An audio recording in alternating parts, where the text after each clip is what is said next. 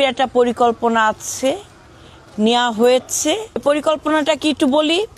আমরা প্রত্যেকটা পরিবারের নারী সদস্যর নামে একটা করে ফ্যামিলি কার্ড প্রদান করব। ওই ফ্যামিলি কার্ডের মাধ্যমে আপনি 25 কেজি চাল প্রতি মাসে, 5 কেজি আলু, 2 কেজি ডাল, 2 লিটার তেল, 1 কেজি লবণ আপনি ক্রয় করতে পারবেন সম্পূর্ণ বিনামূল্যে। শুধু কার্ডটা আপনার হাতে থাকলেই আপনি পারবেন। এবং সেই কার্ড কোনো মেম্বার করবে না, কোনো চেয়ারম্যানের কাছে যাওয়া লাগবে না, সরাসরি সরকার আপনার নামে থানা জরিপের মাধ্যমে সেই কার্ড আপনার কাছে পৌঁছে দেবে। আইডি কার্ড যেমন হয় ঠিক এরকম এখানে আপনার ছবি থাকবে, আপনার স্বাক্ষর থাকবে, আপনার নাম থাকবে। এই কার্ড আপনি ছাড়া আপনার পরিবারের কোনো সদস্য এই কার্ড ব্যবহার করতে পারবে না।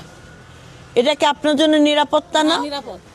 আপনার কাছে যদি এই কার্ড থাকে, আপনার ঘরে যদি চাল না থাকে, আপনার হাজবেন্ডের জন্য আপনাকে ওয়েট করতে হবে না। এই কার্ড নিয়ে নির্দিষ্ট সরকারি যে দোকান আছে সেই দোকানে যে আপনি চাল কিনে নিয়ে চলে আসতে পারবেন, মানে কিনে কি চাল নিয়ে আসতে পারবেন।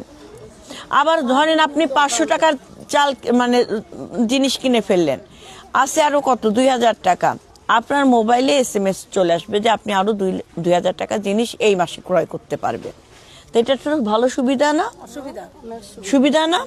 এবং এইটার জন্য আপনার অন্য যে সকল সামাজিক নিরাপত্তা কিংবা খাদ্য নিরাপত্তার যে সুবিধাগুলো আছে সরকার প্রদত্ত, কোনোটাই কর্তন হবে না, কোনোটাই কাটা যাবে না, সবগুলো থাকবে। তার পাশাপাশি আপনি এটা পাচ্ছেন।